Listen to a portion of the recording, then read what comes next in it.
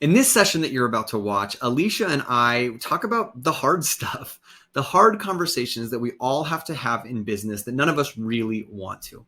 Not only do we talk about from a psychological standpoint, what are the right ways to handle this conversation, but we also talk about from a technical standpoint, what are the right mediums? How do we send this so that our entire message and all of our feeling and empathy is conveyed in that, and it's not just a bad negative conversation. Take a look. We hope you enjoy. My name is Alicia. If you don't know, I'm the national speaker here at BombBomb. And today I'm joined by my always co-host, Kevin. He's our client enablement manager. Welcome, Kevin. Hey, Alicia, how are you? I am great. We also have a very special guest today. When I was trying to figure out what to wear yesterday, I looked in my closet. I was like, I have one red shirt. I'm going to wear my red shirt in honor of my home and native land, Canada, and our guest from Canada, Michael Thorne. Welcome.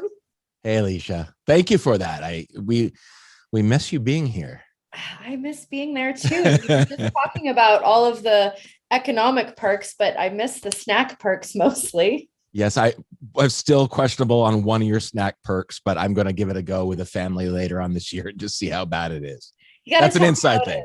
Yeah, you got to tell me how it is. Yeah. All right. Well, we're really excited to have you today. The session is one called The Worst Video I Ever Sent. And this is actually a session title that came from Michael Thorne. And this is a session he's done before for us actually at a real estate event. But we're excited because we're going to talk about this today, not just in the context of real estate. Obviously, Michael has 20 plus years background in real estate, and we're definitely going to ask him to share a little bit about his background there. But the principles that we're talking about apply to anyone who's in a commoditized market where, you know, you're not really competing on price differences anymore, where you are the differentiator, where people are choosing to work with you because of who you are. So that's what we're going to jump in today. Kevin, I'm going to turn it over to you to really dive into what we're talking about and get us started. Awesome. And I just threw something in chat. I saw Michelle was working. If you were with us last month, we had a funky little chat thing where none of you could chat in with us. So that is fixed. If you want to start chatting in, we should be good to go, and you should be able to use that again. Thank you, Michelle, for taking a look at that. But Michael, I wanted to give you a second. Alicia, I know you gave a little bit of a high level overview of kind of who Michael is. Michael has been an amazing friend of BombBomb for lots and lots of years, ever since I've been here. But do you want to give us like the kind of quick 1 minute elevator pitch on kind of who you are, what you do, give us a little bit about you?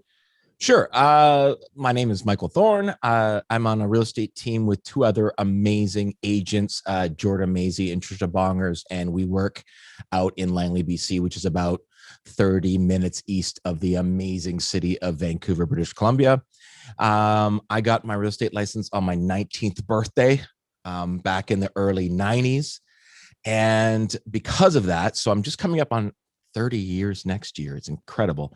Because of that, I've seen all these changes. I see the advantage of all these changes. And unlike a lot of people in my industry or other industries that have been at it for a long time, I haven't been bogged down with it's always been done this way. I've always looked at what's next. What can we do to improve this? How do we improve the customer experience?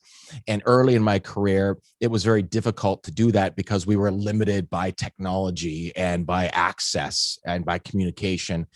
And really early on, from being paperless to video to BombBomb to a lot of things, we've embraced it, and it's only improved the client experience, which is all about. That's what people hire us for. So it's been an amazing journey. I think 30 years. I've probably got another 20 in me, and it's the best job in the world.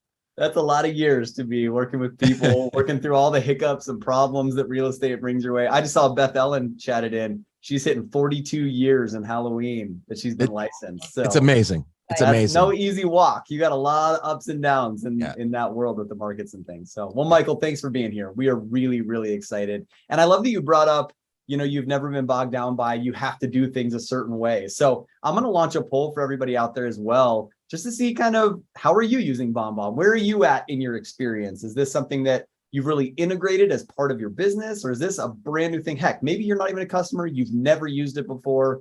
you don't even know what BombBomb is. That's okay. We are Well, so can I answer thrilled that this you're too? here. So yeah, you might even be able to answer it too. I don't know. Yeah. But I'll leave that up for a few seconds. We got a bunch of answers coming in. And honestly, the great thing about this is we'll probably get a very wide variety of people. And that's encouraging and that's exciting. So know that we are going to use Michael and his real estate experience as kind of a through line through a lot of this. But like Alicia said, we're going to be expanding this no matter what industry you're in, no matter what you do. There will be a lot of really awesome applicable things on this. So we've got about 60% that have voted in. What were you going to say, Alicia? This is a really exciting result here that I love because of how much room everyone has for growth on this topic. Yeah, I'll give you like 3 more seconds. If you haven't voted yet, get voted, get voted, get voted. All right, I'm going to end the poll so we can all take a look. So let me share the results here so you guys can kind of see. Just like we said, we've got a really wide variety. So some people who are using it for marketing and a few other things. We've got a smaller percentage that are talking about like an integral part of their day-to-day communication. For those of you that are in that 9%, you're going to love what Michael has to bring. For those of you that are not in that 9%, you're going to love what Michael has to bring, because I think he might sway you a little bit into that percentage. But we're so excited that you're all here. Yeah, Kevin, can I just talk about the people that said not a customer yet? Yeah. I want to offer something that I've done on a BombBomb webinar before. I don't have an affiliation link with BombBomb. I get nothing if you sign up, but you guys at BombBomb know Jesse Peters. And Jesse Peters and I, before we met each other and started doing our video boot camps, before we became dear friends, he was on a BombBomb webinar.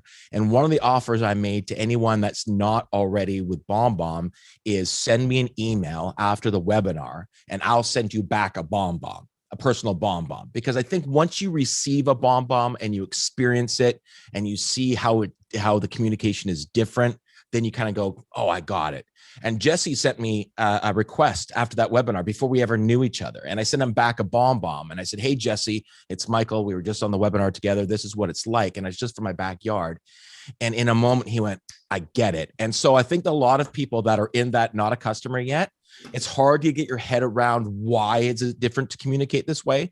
I offer all of you guys, find me up on social media or find my email, or you guys can put in my email. It's michael@tmbrealestate.com.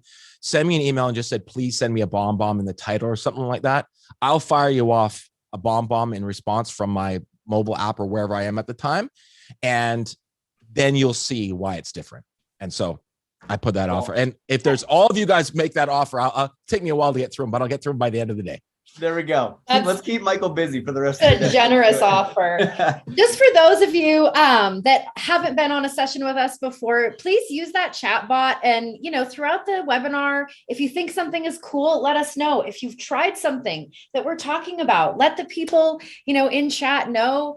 And then we have some support help in Q&A today, helping answer some of the questions. We definitely want to save time at the end and really dive into some of your questions, especially when we have such an incredible guest with so much experience and wisdom. But use that Q&A box for questions that pop up throughout. Michelle and Emmy are going to try and answer some of those questions to just help us manage, but we'll also look for themes and answer some of those questions live. Awesome. Well, we're 10 minutes in. Let's dive into this. Normally we like to jump in right away, but it's so fun when we have somebody else here. So here's a quick agenda. You're going to see this is high level, but we're going to dive into the nuts and bolts of really the title of this and kind of the idea of this. But really what we're talking about is that hard things happen in work, in life, in business. We cannot avoid that stuff. But what's so interesting is to start to think about how do we handle those situations, right? So we're going to talk about 3 steps of ways that you can nurture these relationships and work to success through those difficult conversations. And I'll give you a little teaser. We're going to show you the actual worst video that Michael has sent. And I think there's a lot that you're going to love about it and going to learn from it, which I'm excited about. Then we're going to talk about some outcomes with his direct story and just how you can consider some outcomes there. And then, of course, we're going to give you a little takeaway. We're going to give you a little something to work on in your business within your life right now. So I'm going to launch into this with a quote, and it's from kind of an interesting source. Do any of you remember Tori Amos, the singer from like the 90s, right? Absolutely. The name immediately when I saw it was like, oh my gosh, that I totally remember Tori Amos. Roy, you remember? Thank you. Thanks for chatting that in. I found this quote as I was researching over the last couple of weeks, and I loved it because I think we can all relate to it, right? You know the saying, bad things don't happen to good people. That's a lie, right? I think we've all done that. I think we all consider ourselves pretty good people, and yet we've all had to go through difficult times. So just to kind of broaden this beyond just the real estate mortgage spectrum that we'll be talking a lot about today, but can any of you think of some difficult situations you've had to go through within your business, right?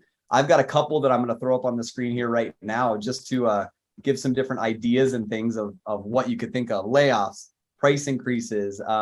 We've got some more real estate specific ones, and my PowerPoint is not working at the moment, so I'll just say them. Rejected offers, right? Things like that. What are some ideas that you can think of, Alicia, things that come to mind for you? Mortgage rates going up while people are in the middle of looking at houses. Right? That's disappointing. I mean, Yep. Michael, you're going to talk about a very, very specific one where there's just so many things you could not come up with that happen throughout a process that make things really, really hard. So all sorts of different things like that are things that we can all relate to. And we can't control any of those bad things from happening. But here's what we're going to really focus on today. What can we control, right? The first one that we can control is the relationship that's built prior to this difficult event happening, right? How do we build a foundation for this relationship itself?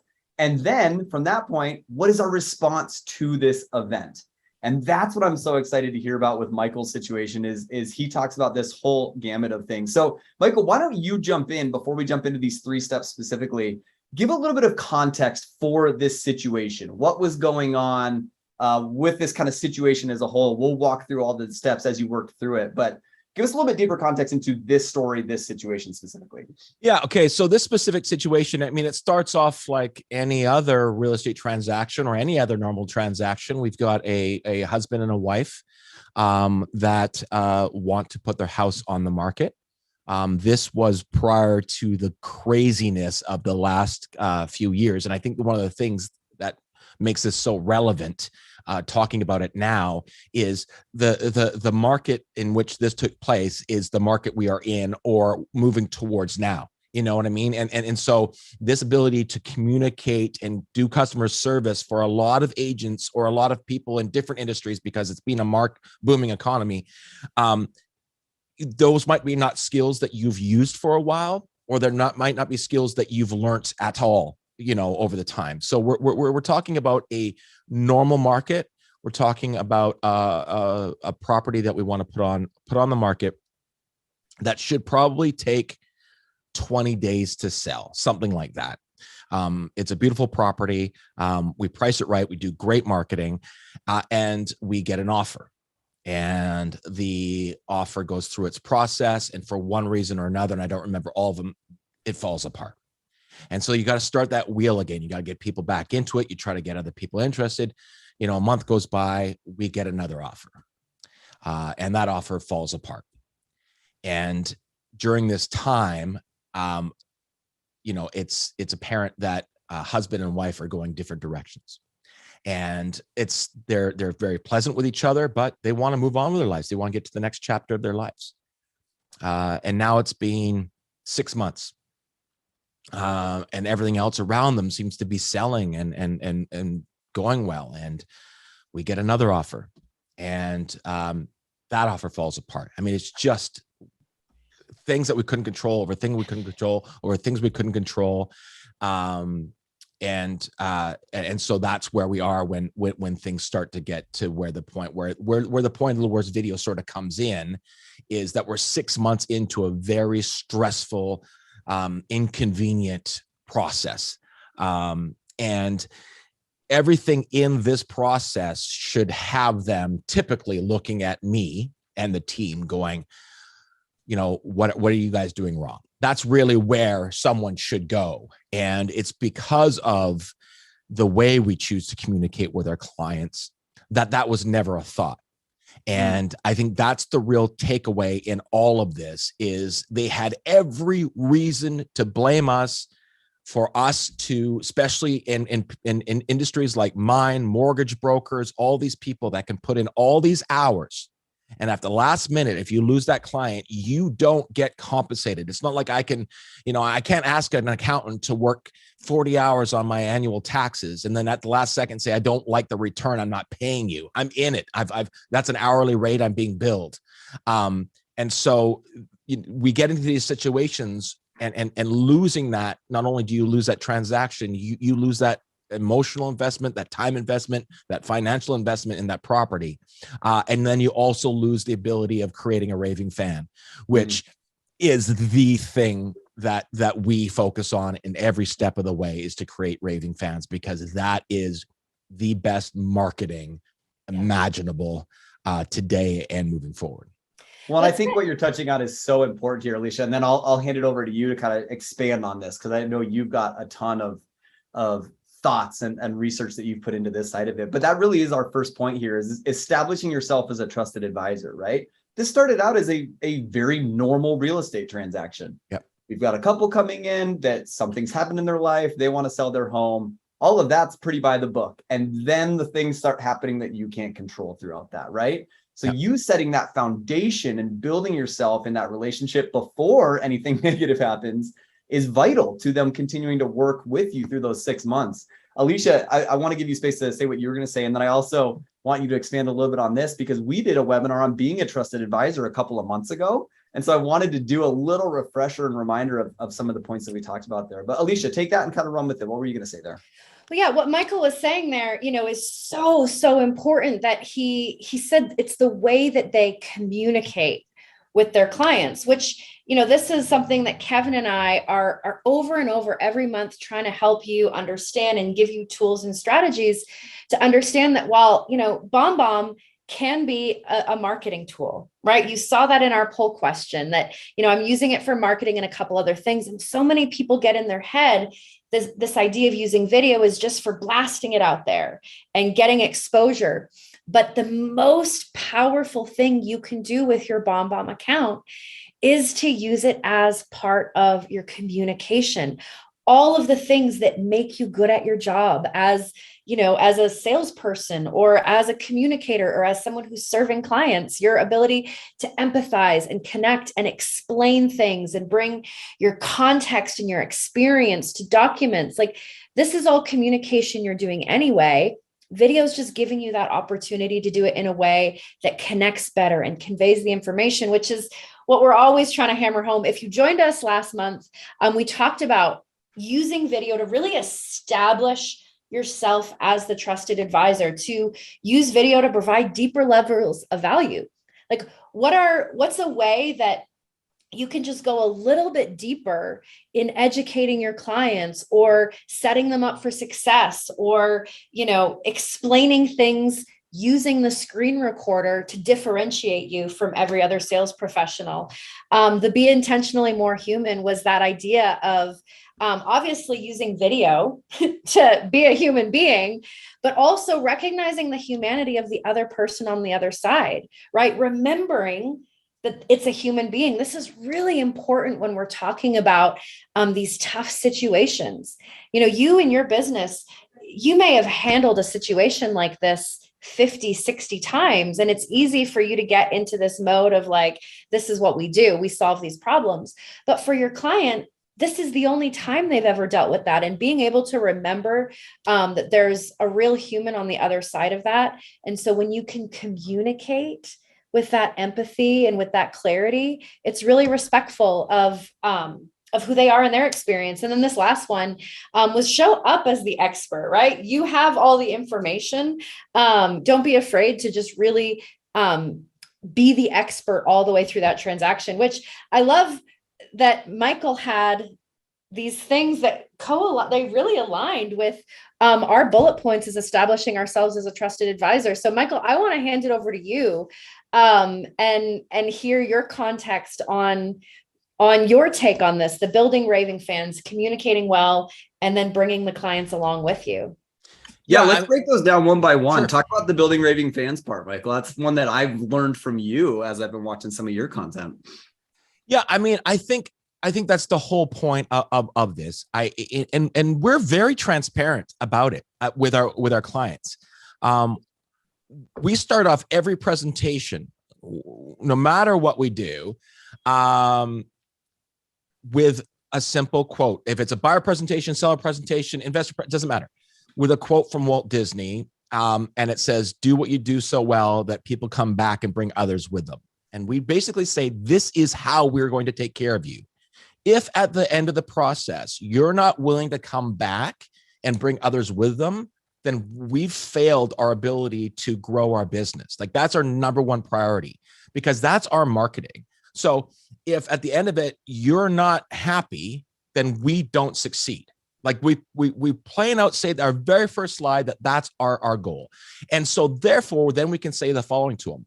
Therefore, we're going to spend 100% of our energy making sure that you're happy, not 50% of our energy making sure you're happy, and 50% of my energy trying to find someone else to be my next client because I'm not going to take care of you well. Like, if you really look at your marketing that way, and I understand if you're a new agent, you don't have that ability necessarily.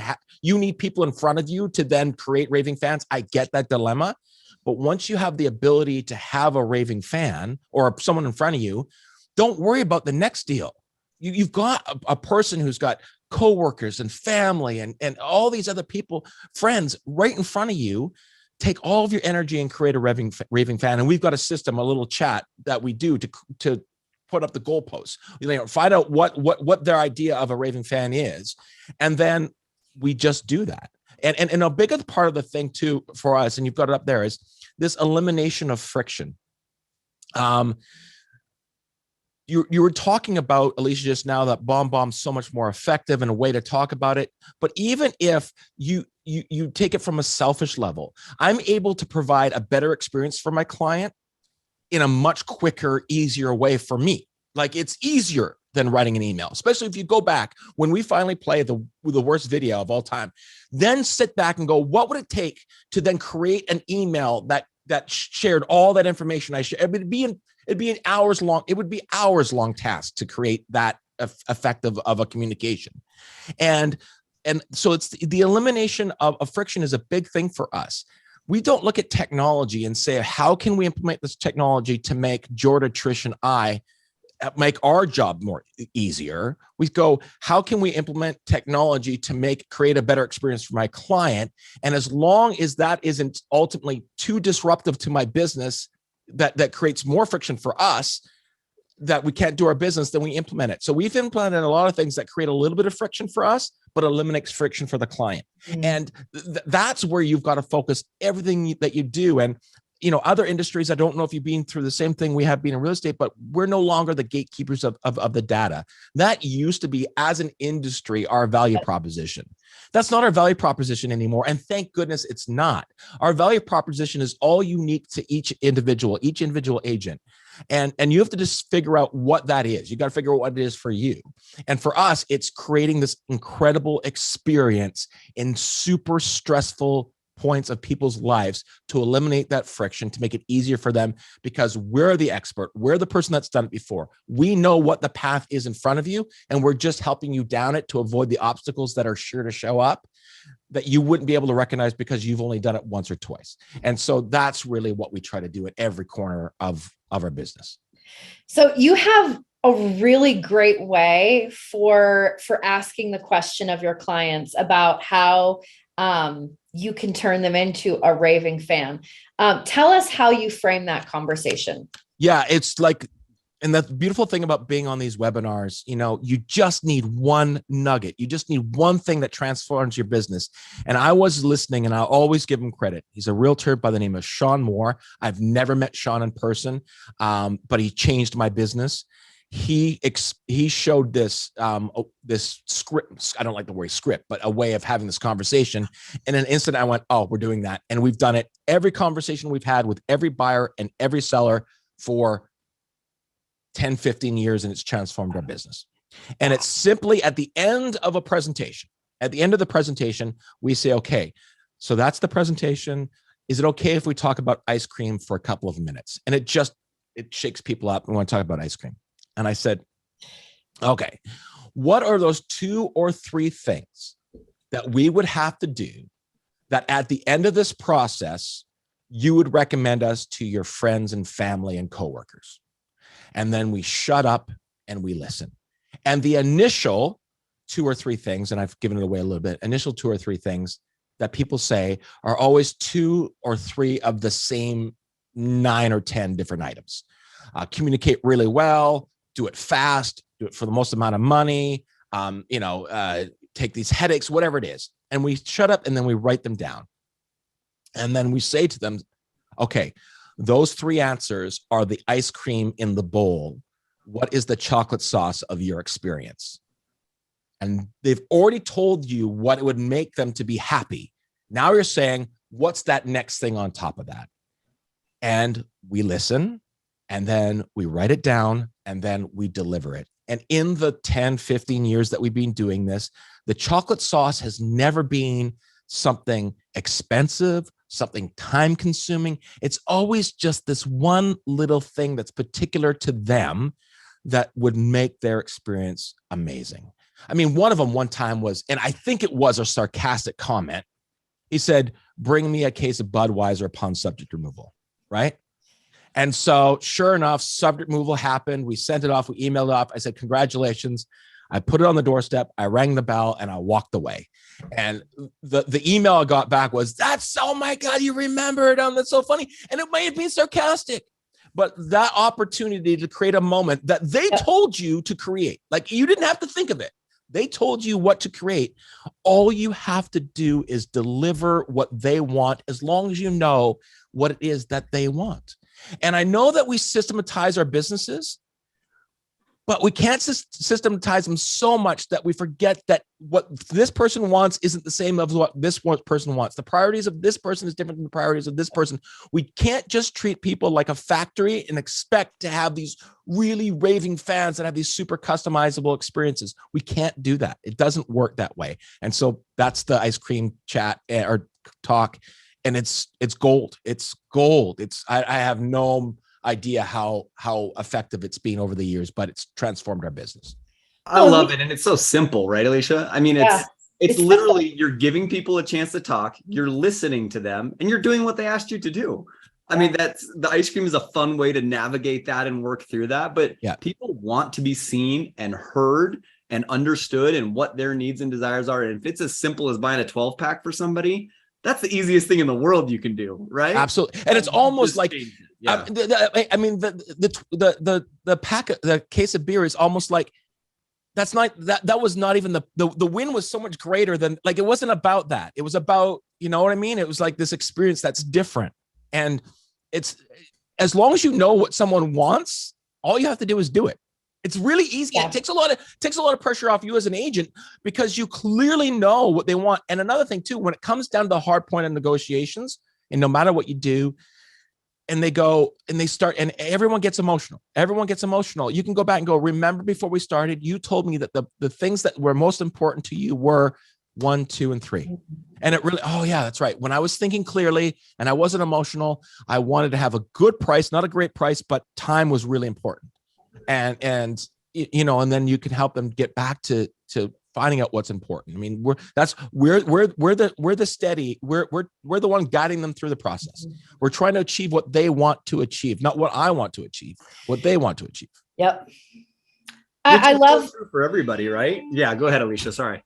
Well, I love how this leads into setting up this next piece, which is the communication piece, because, you know, that first part with the building raving fans and setting the expectations, you know, you're letting them know right out of the gate what they're going to get from you.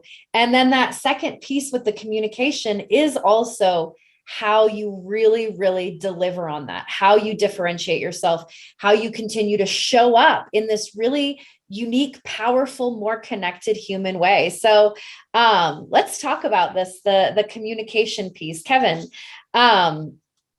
you know, I'm going to hand this over to you to talk about the communication piece, but we've got a really great story from Michael here as well with the drill bit. Well, and what I love about this, I think just as a conversation as a whole, is we assume that if we are sending information back and forth, we're communicating. But it's so much deeper than that. Yes, we are transferring knowledge or facts or data or those sort of things. But I love these first 2 bullet points that you've brought up, Michael, of are we communicating the right things and are we communicating in the right way?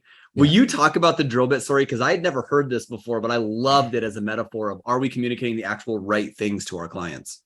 Yeah, it's a quote. You got it from there from Theodore Levitt. And he says that people don't want a 1/4-inch drill bit. They want a 1/4-inch hole. right? And so when I think it's 17% of people or the number one thing people are looking for in a real estate agent is communication. That's the number one thing people want, yet only like 17% of the people use their agent again. And so are we blaming the consumer, or are we blaming ourselves that we don't understand what the most important thing for them is? If the number one thing for them is communication, maybe we're hearing quarter-inch drill bit, and they really are saying quarter-inch hole. And Seth Godin, I think it's Seth Godin in one of his books, he even takes this and goes further than that. He says it's not even about a quarter-inch hole. It's about a shelf on the wall where they can display a photo of their daughter that just graduated high school. That's really what they want. They don't want the drill bit. They don't want the hole. They want their friends to see that their daughter graduated high school, and we're focused on selling them a drill bit. And so when people say communicate, I think we default to, well, I sent them a text message. I sent them an email. So it's on us to try to understand what that is. And we went back and we started examining our communication and our Raving fans. And we discovered for us what our clients want from us. And they're not always the same, but they don't want to be communicated with. They want to be brought along the process. And I think that's the difference. They're saying communicating, but what they really mean is involved. Sure. And not involved in a messy, complicated, too many cooks in the kitchen way. Involved, like brought along the process, informed along the way. Well, yeah. I mean, as a consumer, when I say, like, you know, to a contractor or to, you know, my mortgage person, you know, keep me updated. What I am actually saying is I'm going to be thinking about this and I'm going to be nervous until I hear from you. So please, you know, don't leave me hanging. That is, as a consumer, it's that I'm going to be thinking about this and I don't want to have to just wonder what's happening. Well, I think this concept is so true with the drill bit versus the hole versus the shelf, right? We get so lost in the tactile, what is the thing, right? For you, Michael, it's they need to buy a house. Yeah. For so many people that we're talking to, it's they need my product. I need to sell them this product. They need the money. They need the loan, whatever that is, right? But when you start to understand the deeper levels of why do they need this house? Why do they need this money? Yeah. Michael, we were talking about that earlier this week of a lot of times when it comes to a real estate transaction, it's because something big has happened in their lives that's dictating that. They got a new job. They lost a job. They're having a baby. They're getting divorced. Their kids are graduating and leaving the house. I mean, there's so many different factors that cause us to go, I need to upgrade. I need to downgrade. I need to do whatever for whatever reason. And if we don't understand that want and that desire of they need this product to help solve X in their business or in their life, we're missing the boat, right? We're not communicating the right things with them. Absolutely. I mean, the simple expression from a buyer, I want a large living room. I mean, no, they don't. They want a place to gather with their 8 grandchildren on Christmas morning to have an amazing experience, or they want a place to entertain their friends from out of town. They don't want a large living room. That's not what they want. That's not what they want. Yet that's what we hear, large living room. You know, and then we, you know, why? Well, we want to, how big's the tree that you want to have? Because then we have to look for vaulted seat. It's always so much greater than what is being said. And whether you're in the mortgage business or whatnot, the reason why they want that home is an emotional reason. They've lost a spouse. They lost their job. They got a job. They're having a child. Like always these amazing things, these emotional things, good or bad. That's why they need the mortgage.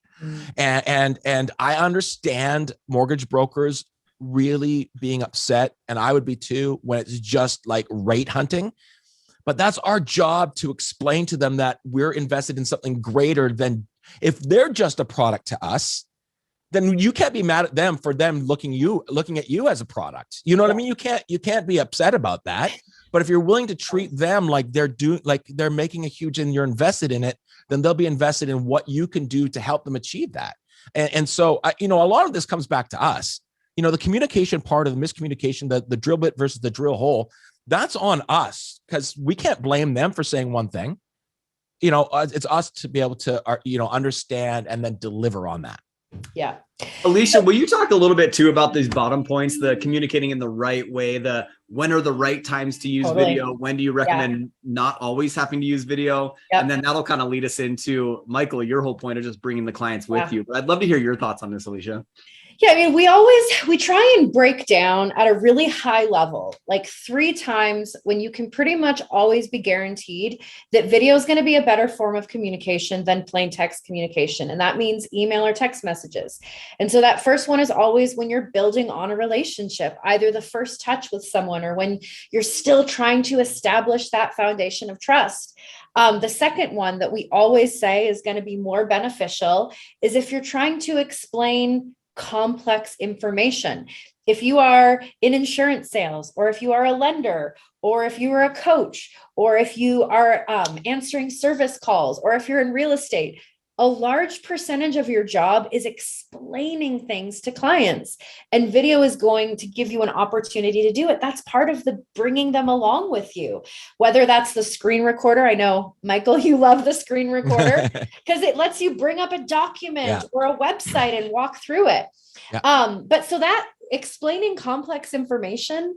And then this last point here, using video when tone and empathy or a human element matters. This is that opportunity for you to look at your day-to-day and think, what are the moments through my client's life cycle where video is going to benefit them, where video is going to benefit me, where that explanation is going to be more clearly explained on video as opposed to trying to type out the email, or when the tone of what you're saying is important, which is, we're going to get into that on the worst video. But before we get into the worst video that Michael ever sent, we want to show you an example of how he's doing this in his day-to-day. Not every time you communicate with a client do you need a video. If they've asked a simple question and it's a yes or no, you don't need to send a video back saying yes or no. You can just text yes or no. However, if it needs some more explanation, or if you need to add the context to it, it's as easy as just turning on the camera. So we're going to play this video so that you can see one of the ways that Michael is bringing clients. Is this that specific client, or is this just another example of how you bring people along? I think I can play both. We've got one where you're just at like the kind of not the courthouse, but like the township. And then we have a secondary one that's actually more specific, I think, to this client. So I'll go ahead and skip to that one just for time's sake. Sure. I believe it's this one. Let's see if I can get it to play. Here we go. Hey, Pat and Howard. Just at the property with Rory, just finishing up here. Everything's gone well so far. I haven't really got a final report from him yet. 4 things. Number 1, the alarm went off. I got in the front door. I didn't expect it to be on. I panicked through my stuff. I got the code. I pressed it in. It went off. The phone rang. I answered the phone. They asked me for my name and password. I explained who I was, and they seemed to be okay with that. So I thought I'd let you know that. Number 1. Number 2, 3, and 4. You asked me before, what are the things what we should be doing to get the property ready, that you guys were willing to do anything. And so one of the things I want to do today is I want to come to the property and sort of look through with a critical eye as a buyer. And I've noticed 3 things that we might want to address. Number 1, first impressions.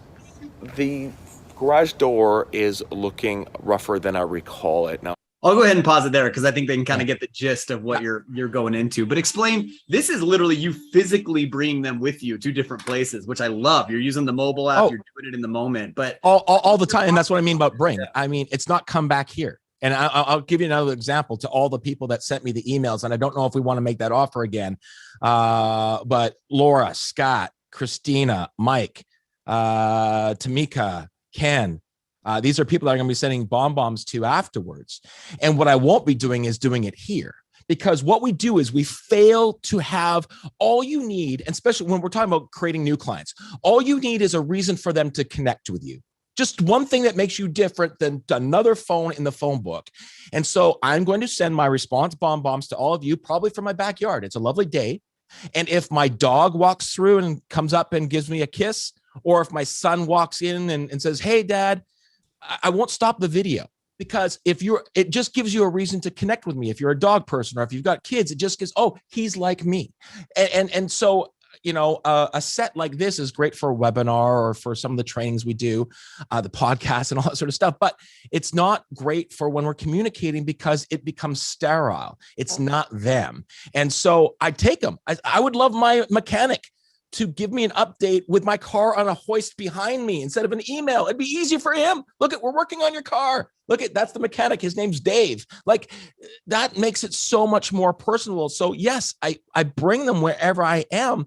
First of all, it's off my list right away. That idea of like, if I can handle it now and get it off, it's done. But there's something different about them seeing that you were actually out doing the work, that you were actually out at the city hall doing that. You actually went to do that. You were in the back. Like, it's so much different because it's theirs, right? It's theirs. And so that's what makes it special. We absolutely do it on site all the time. Once it comes up, if this is better to communicate with a BombBomb than an email or a text, if the answer is yes, then I just simply click the BombBomb icon and I'm done. And that's the muscle that for the 9% of you that said that you don't use it as part of your day-to-day business communication, that's the muscle that you've got to start exercising, is just asking yourself the question, like, would this be communicated better by myself? If you're in real estate, you know what it's like to try and go back to your office and sit down and type the email with all of the notes of the things that you needed them to repair, as opposed to what Michael is doing.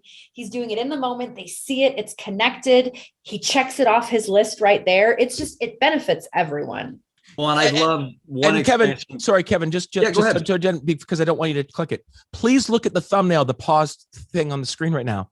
It's not pretty. Like, I'm in a ball cap. You know what I mean? Like, it's handheld iPhone. This idea of polish gets in the way so often. It gets in a way. So I would never, ever send my client a BombBomb in the studio. Like, it doesn't make sense, because it seems like it was like thought out and structured and planned and like bullet pointed, and not like, I don't care if it's 6 o'clock in the morning and I'm at my son's hockey practice. I don't care if I'm at an airport. I don't care if I'm in a noisy coffee shop. I don't care. Like, I don't care what my hair is like. I just want to communicate with my client, and they don't care. The thing is, I don't care because they don't care. They just want to be taken care of. Yeah. Well, and that leads us perfectly into the video. Let's actually show the video, because this is really step 2 in this process for everybody. Is how do we handle this difficult event? How do we handle this hard happening, right? Before, is this the actual worst video of all time? Yeah. It is. This is the one. Can I give the context of how this night went on? Because it makes please lead into that. That'd be great. So this is yet another offer that we've got on the property. And it is subject removal day. And in Canada, it's a little bit different, like 7-8 days after the offer comes in, subject removal is done. The moment subject removal is done, the deal is done. Sold sticker goes up. We don't have escrow. We don't wait to get to the lawyer's table. It's done, even though they're not moving in for 2 months. So we've done the building inspection. We've given them all the information they need, and we're waiting, and we're on deadline day. And we're nervously waiting again for something to happen. And the communication starts getting a little rough between me and the other agent. Not rough in a bad way, just, there starts to be gaps in the communication. And we've got a deadline coming up, and I'm informing my client along, I haven't heard back yet. And I should have something to you no later than 9 o'clock or 10 o'clock. The text comes back from the other agent. And I wait and I wait and I wait. And the time comes by, I communicate out to the other agent. I don't get a response. So I send them an email or a text message, I believe, that says, hey, look, I'm going to bed. You've got until midnight. If you do it with e-signature, please send me the certificate so we know it was done by midnight. And I communicate to my clients one more time, hey, I'm turning in for the night. We don't have something yet. I've told them by midnight. So there's where we are. Then about 2:30 in the morning, I roll over in the middle of the night. I pick up my cell phone and I read a text message that was sent to me about 11 o'clock that evening saying, Michael, you're right. They've decided not to, or they can't get financing. Deal is dead. And so I know that my clients are going to want to know first thing in the morning. Now, I don't know when they're going to wake up. I don't know if they're going to wake up at 6 a.m., 7 a.m., 8 a.m. I don't know, but I know that I have to communicate with them. So that's the context where it is. It is 2:30 in the morning and I send the worst video ever. Now, one more question and then I'm going to play it. How far into the relationship is this now? I mean, this is what, their third or fourth offer? This is 200 days into the relationship. Okay. So just deeper context. It should have been 20 days or 25 days, right? And dead deal number 3 or number 4. Oh my gosh. All right. So this is what he woke up, sent at 2:30, 3 o'clock in the morning. Take a look at this.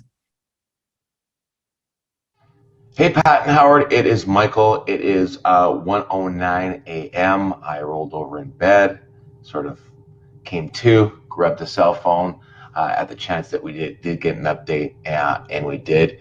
And as the title says, the update is crappy. It was just a text message that says, I apologize, we can't do financing. If they figure things out, they would love to come back to the table. Anyway, I wanted to make sure that this was in your inbox for when you wake up in the morning. And it sucks. And I apologize. And I reflect back at how the process went. And I don't think there's anything more we could have done. It's not supposed to be easy. It's not supposed to be this hard at times. I just want to let you know that you have every right to be frustrated. I certainly am. That doesn't waver me from moving forward, or for the team moving forward and getting the job that you've asked us to do done. But I just want to let you know how much I appreciate how patient you were throughout this particular offer. It was frustrating, and you guys were awesome, and you've been awesome through the whole process. So I just wanted you to see or hear that I get it, and it sucks, and I apologize. I just don't think we've done anything wrong on our end. So there you go. There's your update, and it's not a great way to start a Wednesday morning. There you go. Have a great day. Thank you, Pat. Thank you, Howard. We'll talk to you soon. Oh, like I wasn't even involved in that video. Like hurts. I saw somebody wrote like, "Oh, it brings tears to your eyes," right? But I think that's what's so powerful about this is that you feel how this is. You're in it with them, and you can tell in every second of that video how this is impacting you and how disappointed and frustrated you are for them because you care so deeply about your clients. That to me is what's so, I think, the most. Now I'm an emotional person. I process emotionally. That's just who I am. Alicia laughs, but you feel that when you're watching this video. And I totally agree. And I think and I know there's other industries involved, and I'm sure there's like that in your industry. The human beings involved in the real estate industry, by and large, are some of the best human beings ever. I think they're amazing human beings. And a lot of us, the majority of us, like feel for our clients, but we don't allow them to know that. We're leaving that on the table. You're like, Michael, oh, you're so empathetic. Most of us are. Most of us care about our clients. Most of us put our clients first, and that's the whole thing. And when I said that in the video, and it just hit me because I don't want people to take it the wrong way, and I know what my clients say. I don't think we've done anything wrong on our part. I wasn't saying I don't think it's our fault, Jordan, Trish, and I think we've marketed it properly. I think we priced it properly. I think you guys got it ready to show properly. I think we've done anything, meaning me and my clients haven't done anything wrong on our end. And when we allow people to get to the point where this all wraps up, these people end up being raving fans of ours. You know what I mean? They have every reason not to be, but I don't think this is any different than any transaction realtors just don't allow their clients to know how invested they are in the process. And how can they in a text message? Just go back to a text message. Hey, Howard and Pat, sorry, the deal fell apart again. I know it's crappy. We didn't do anything wrong on our part. Have a great Monday, or whatever, blah, blah. Like, it's insanity. If I sent the transcript of that video, they would ask for a listing cancellation the next day. Yeah. You know what I mean? And that's on us. That's on us to communicate. And it was way easier. That was way easier for me. And once again, lighting, my voice, bags underneath my eyes, all that sort of stuff. That was way easier for me to go down, turn the camera, stumble through it, than to try to articulate that in a written text and save that relationship. Yeah. It's insane. It can't be done. It cannot. The only thing better, if it wasn't weird, was for me to go knock on the front door at 6:35 in the morning and sit down with them and have coffee in our pajamas. That's the only way it would be better. And that would be creepy. Yeah. There's something else that we talked about when we met together to talk about the session. And that is, there's another real advantage that you have with the video. Obviously, the communicating empathy and them being able to see that you care and being able to be specific really matters. But there's another piece here of you also being able to communicate to both people or multiple people on the transaction. Like, if it wasn't 3 a.m, if it was 9 o'clock at night and you had picked up the phone and you only got to speak to one of them, now you're putting that responsibility on someone's spouse to convey heavy, complicated information and make sure they get the details. And so the video really gives you an opportunity, not just to communicate with empathy, but also to give everyone an opportunity to really be on the same page and get ready for the tough conversation that comes after the video. Well, and that's exactly the third point here, right? Is the video is not the end all be all. It's not like, great, send a video, we're through this difficult time or this hard situation or whatever, right? So that really does lead us into point number 3 here, which is you have to follow this up with a conversation. You can't just all of a sudden call Pat in the morning and be like, oh, hey, Pat, how are you? Good morning. How's your coffee? Cool. And just act like nothing happened. And I know that's not how you handled it at all, Michael, but I think you brought up some really good points there, Alicia, of how the video can be really impactful. It also allows them space to process and think. Alicia, you brought this up the other day of how it's psychologically harder to process tough information, bad information. So if we give them the info, allow both parties or all parties to get that info straight from the source, process it, and then we have the conversation, it allows us to all come to the table at a better spot. So we're not dealing with those immediate emotions and those immediate, reactions and those sort of things. So Michael, what was your conversation like that next day? I'm assuming you had some talks with them as well about this. Yeah. I mean, I think when the people know that you're pulling in the same direction on the rope as them, and you're pulling as hard on that rope as they are, then it's just, it sucks. Like, you know what I mean? Like I should have in my business originally, before communication like this, I would have lost that listing. I would have lost their friends, their family, and I had every right to lose it. I mean, you know what I mean? Like, but it's in the communication to be able to have them saying, I'm invested in this. And go back to the trusted advisor. Once you have someone's trust, and I think in the vast majority of times when you start out a relationship with a client of any kind at the very beginning, the reason why you have that relationship is you've earned their trust.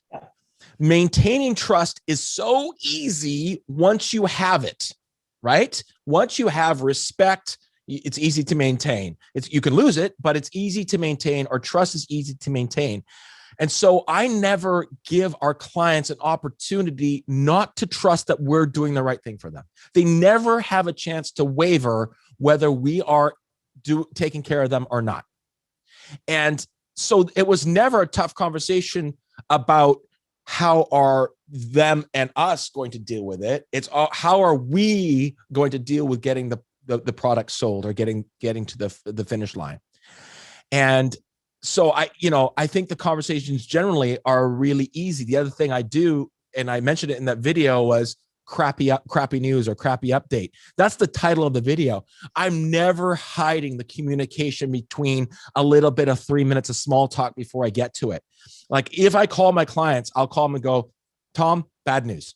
That's the way, and that's me. That's the way I've always communicated. I don't want to delay or sort of mismanage the emotion of it. I've always been a Band-Aid guy. And then letting them know that I'm there. So yeah, I don't think the conversations were really difficult. I think I don't, the other thing too, as well, is if you promise your client that you'll always tell them the truth, no matter how much it hurts. If I know in my bones that your home is overpriced, is it okay if I just come up and tell you, guys, in my opinion, your home is overpriced? Is it okay if I just tell you that? Of course. Tell us the truth all the time. Like where we get in a problem in our business is where we're too afraid to say it. So we don't say it the first week, and we don't say it the second week, and then we say it the third week. And they're like, well, why didn't you tell me that 2 weeks ago when you knew that, sort of a thing? And I think as long as you let people know where you are and what your position is, you've got nothing. It will never come back to haunt you. It just won't. I love that you said the conversation wasn't that difficult. Why? Because you did the other steps leading up to this the right way, right? It allows you to be honest and real. All right. So everybody's curious, what actually happened with this situation, with this story? How did it all kind of come to fruition at the end? I mean, we do real satisfied surveys afterwards with our clients. We do them with them all, and we do it for two reasons, or one reason mainly is that it's really that Disney quote. It's the internal.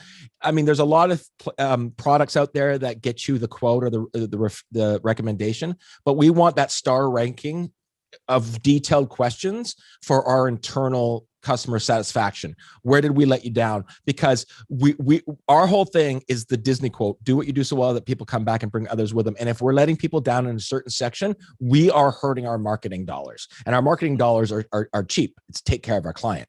So we do that. So we send those out to all of our clients, and we can't, once we send them out, we can't not let them fill it out. If they fill it out, it's there.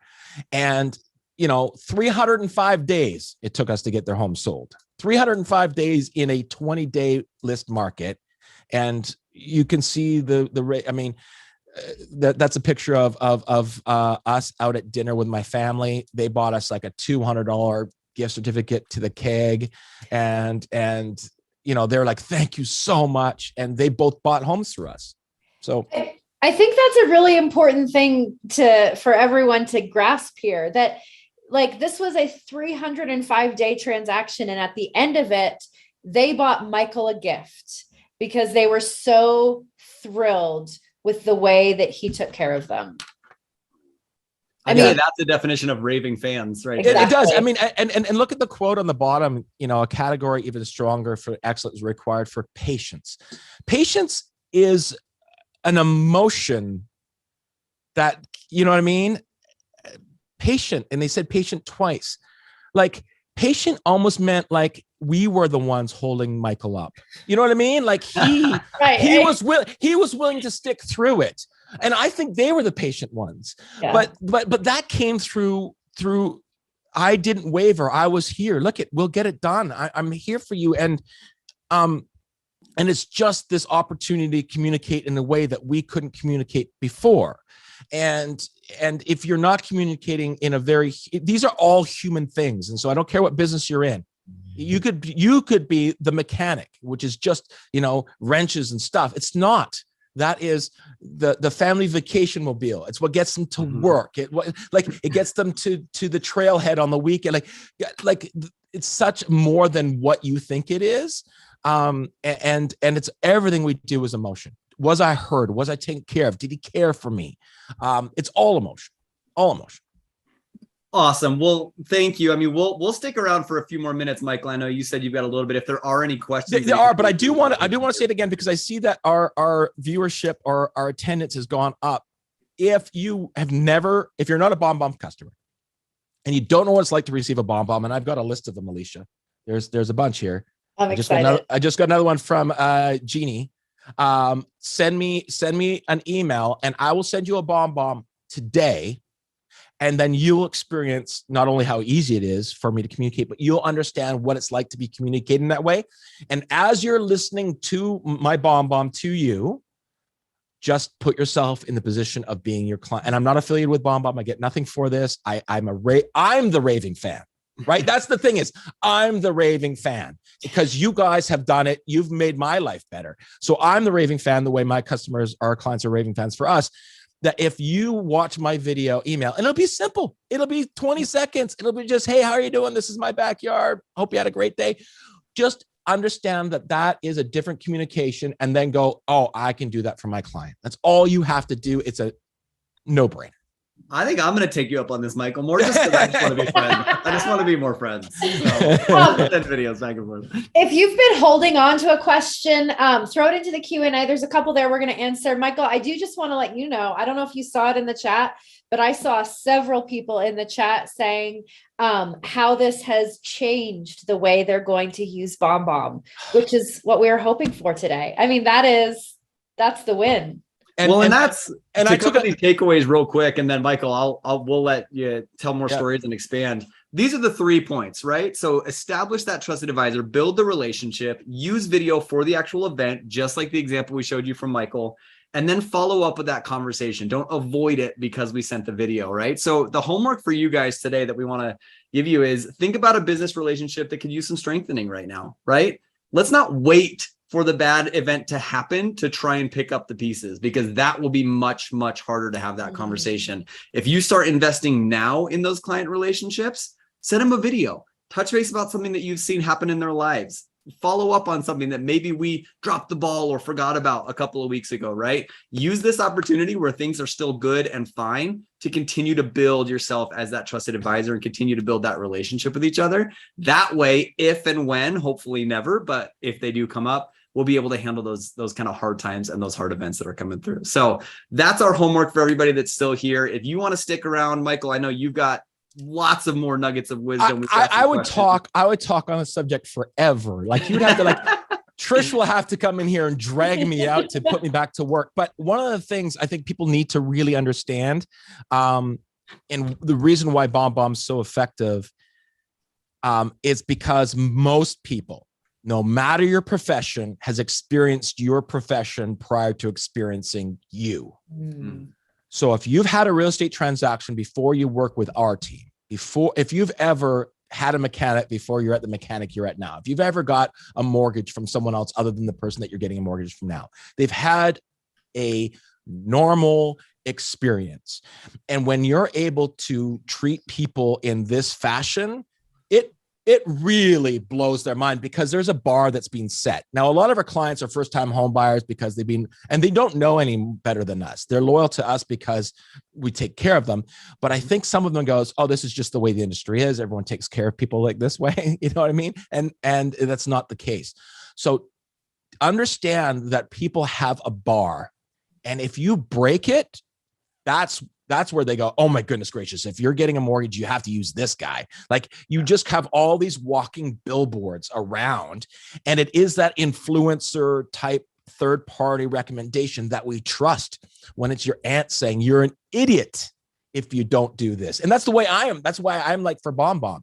That's the way I say it. I'm like, I'll do it. We'll be at real estate. We'll be at real estate conferences, and I'll go past people who are at the BombBomb booth that are asking questions, and I go, "You're an idiot. Sign up." Like I'm a third party. You're wasting your time. Please trust me. I've got nothing in it. Like you're crazy if you don't do it, because hopefully they trust me because I've got nothing in it. I'm not, and remember, people have had a normal experience before. Yeah. And the other part too is, Kevin, I wrote this down. I've got videos out there that have 100,000 views on YouTube. And oh my goodness, that would change my business. No, it won't. A video that has less than 5 views will always be greater than 100,000 view video. It just always will, because it means it was particular to one person. And then it was so personalized that it has no greater value to the population. You know what I mean? Like you look at bus bench ads in the real estate industry, it's just your name. But if it said, Hey, Alicia, hope you had a great time at the Kendrick Lamar concert last night. If that was the bus bench ad that she rode by on the way to BombBomb, oh my goodness, that's crazy. It would be this mind-blowing experience. And this idea that we think that we can put out something that would be so appealing to everybody, yet ultra personal, not going to happen. Less than 5 views is your money for creating video. And that's why the vast majority of the video we create, the public doesn't get to see. The industry doesn't get to see. It's all behind the scenes. And I think that's why it's so hard to emulate in our business, is we don't get to see how effective that video, the worst video I ever said, you don't get to see that. And so it's hard. And a lot of people are early adapters. And then a lot of people that will adopt, and people adapt when they see someone else do it. And when you don't get to see someone else communicate one-on-one, it's hard to emulate that. It's hard to take, I'll do that. And it's the best thing. Less than 5 video views is what you should be aiming for. I love that. That's such an interesting take on that, right? We always want more.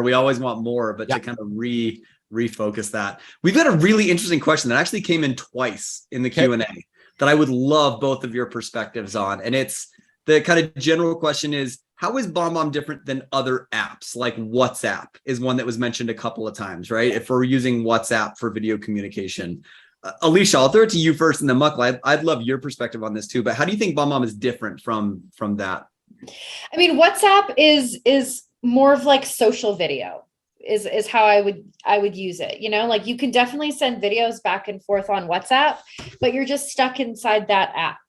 And it's really just designed for communicating one-to-one person, which we've been talking about with BombBomb this entire time. But BombBomb is going to give you the ability to communicate over video, either to one person, to an entire list of people, in any of the places that you're doing business communication. For example, if you have someone stop by your website requesting more information and they fill out a lead form and they give you their email address, well, you can't send them a WhatsApp video to that. They would have to have the WhatsApp app, right? So BombBomb is going to give you the ability to just take that video and either put it right into an email or text message or Facebook Messenger, or you can even use BombBomb videos inside of WhatsApp. So that's what I would say. Your difference here is definitely mode of communication, as well as BombBomb does tracking for you.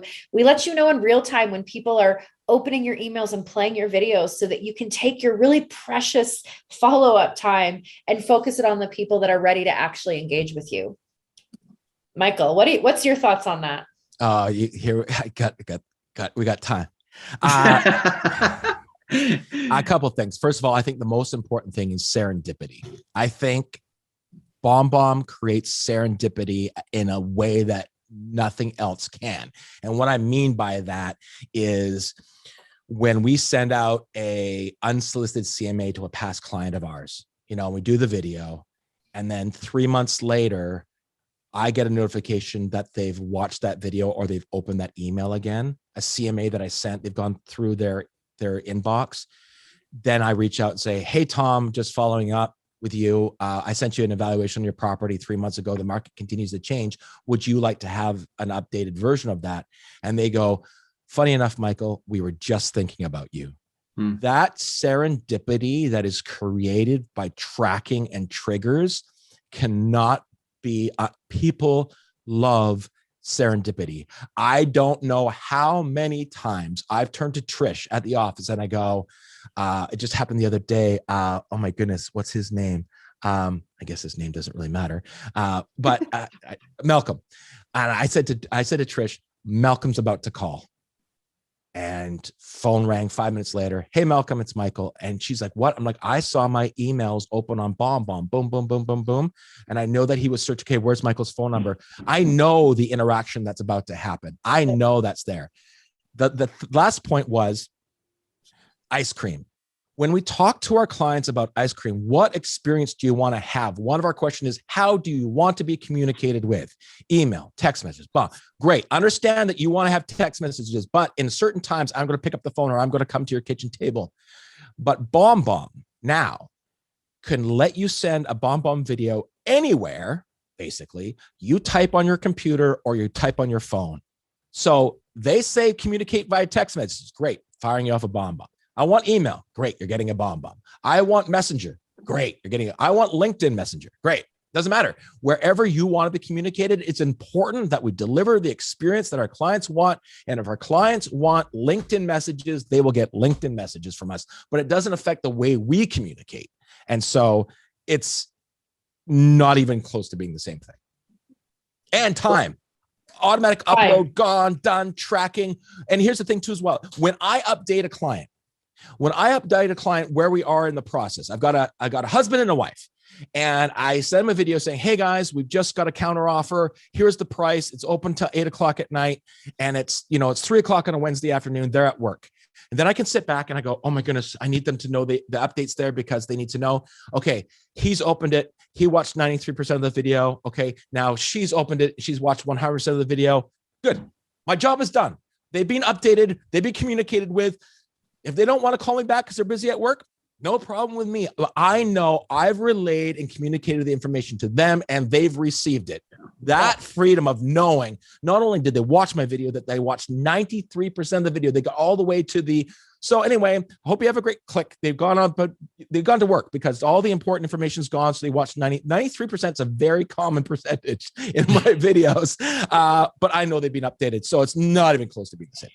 I remember the last time I went through the loan process when I was buying my house, like I desperately wished that my lender was using BombBomb and that I had the time to like sell them and train them on it while I was going through the process, because of the constant phone calls during the day from my lender. Like I just wished that they would send me a BombBomb video and tell me all of the things they needed to tell me instead of keeping phoning me through the day while I'm at work. Like there's a huge benefit there. Yeah. I love the term serendipitous. I think that is such a cool way to think about it. I've never connected those before, Michael. So I love that. And I love that you said, how does your client want to communicate? Ask them. It's really that simple. Just if they want to use WhatsApp, if they tell you I like WhatsApp, then use WhatsApp, right? Like that's perfect. That's where they want to talk to you. The only way to get across the goal line of expectation is to know where it is. I don't understand why we just don't, and you know what, and finding the right way to ask it, having that the ice cream script makes it easier. But just ask your clients, how do you want this to happen? I want this. Great. Write it down. Then just do that. Just do it. It's not, we always communicate in the manner that our client wants to be communicated with. They're calling the shots. It's about experience, about raving fans. No skin off my back, especially now with BombBomb. I don't care where you want to be communicated with. Link, send, boom, done. It's insane. It's the BombBomb button is right next to your, like, instead of pressing text message, you press bomb. It's really easy. It's really simple. It's like a 3 centimeter decision to me. It's very easy. It's funny how easy it is to forget what you're saying. I mean, all of this stuff sounds so simple. And yet it's also, we get so into our own heads and in our own work where we're like, I just got to get this message out real quick. Yeah. And we don't take the time to think. Everything you're saying is so aligned with the human-centered ideas we've been talking about with all of you for months. Of how do we think about our client? How do we value what they want on an equal playing field as whatever we need to achieve in this message, right? We've got to be thinking about the other people. And just like you're saying, 3 centimeters, it takes us 3 seconds to think, what does this other person want right now? Yeah. And on that note, I know that, and I've got a laundry list of names here of emails I got to send, but another one will go, wow, that's so cool. And that's a reaction we get from our BombBombs. That was so cool. Or, that was amazing. Go back in your history of being a BombBomber. And the last time your client said, wow, that was an amazing email. It won't, like, go back. And if we are here to create wow moments, and you can create wow from an email, my goodness gracious. And especially if you are, and a lot of people will communicate really effectively to get the client the opportunity, but then they don't continue. But if you're really hyper focused on great communication throughout the transactions, but especially early on, and if you communicate after a listing presentation, I always leave a listing presentation. I pull over the side of the road. I'm in the same clothes. I'm in my dark car. And I just say, hey, Tom and Mary, it was great to meet you and your dog Spike. Make it super personal. I know that you're making a decision on who you want to work with. If any other questions pop up in the next 24 hours before you make a decision, please don't hesitate to get in touch. Once again, it was a great meeting the three of you. Have a great evening. Bye. Then they go, wow, the other guy didn't. Oh, communication's important to me. Once again, they don't know they want to be brought along, but I'm bringing them with them right away. And then they go, wow. And then all you have to do is keep doing that. Keep doing all that. you have to do, just keep doing that. It's so freaking easy. I love it. We're like 15 minutes over the top of the hour, so we're going to wrap this up. I wanted to answer one more question that I saw in chat because it's a good one that we get all the time. And then we will set you all free. We've seen it a couple times in chat. Yes, this is recorded. We'll send you out the recording, so keep an eye on that. But one of the questions I saw there was length of video recommended. And I cannot give you a golden nugget for length of video, but here's some general rules to think about. Okay. Number one, if it's someone that you don't have a well-established relationship with, then that video should be less than a minute. We put a timestamp on there that lets them know how long that video is. If it's 55 seconds, it'll say play 55-second video. If this is your first introduction to someone, the goal there is to introduce yourself and make a quick connection and a call to action, not for you to talk for 10 minutes about why you're great. So if you don't know someone, that video should be shorter, because the likelihood that they're going to play a 3-minute video from someone they don't know is unlikely. 45 seconds, they might give you 45 seconds. Now, if you have a well-established relationship with someone and you are communicating helpful information through the process, if you're bringing them along and you're giving them things that are personal and relevant to them, you can have a 3, 4, 5, 10-minute video in some cases, and they're going to actually consume that as long as it is relevant to them and specific enough. So there's no guaranteed rule. You're not bound by time on BombBomb, but remember, you've got a human being on the other side of that video who has a short attention span. That's my best advice. That's good advice. I think if you're adding value, as long as you're adding value, people will stick around. The moment you stop adding value, they'll check out. Yep, exactly. I feel like I've got a lot of thank yous. I've got to say thank you to everybody for coming and sticking around with us 20 minutes past our scheduled time. Michael, we cannot thank you enough, not just for loving BombBomb, but for being the amazing human that you are, imparting your wonderful knowledge and experience for all of us to learn from. I mean, I just saw a chat from Frank. He wants to take you on a date to a CFL game. So you guys got to get together and go hang out at a CFL game together. That's amazing. So you're making Raving fans that you don't even know yet. So thank you so much for the time and energy and knowledge that you bring to the table. It's Thanks, man. I appreciate you guys asking me. Anytime. Yeah. Well, you're awesome. Don't be careful what you say. We might take you up on it. I'm a little bit bummed it's over. Like that's how much I love this. Yeah. We'll have you back. Alicia, thank you as always. You're always Absolutely wonderful, bring so much knowledge and energy, and you're just a delight. So thank you for being a part of this. Yeah, happy to be here. We will be sending out a follow-up email. It'll have the recording of this if you want to go back and watch it. We'll make sure we send the slide deck over. There was even things we didn't have time to cover because we were just in so much good content. So keep an eye out for that. Reach out to support.bombbomb.com or support@bombbomb.com if you need help with anything. We're always here for you. Otherwise, we appreciate you all. Thanks for being part of the BombBomb family, and we can't wait to talk with you soon. You're the best. Bye, everybody. Have a good one.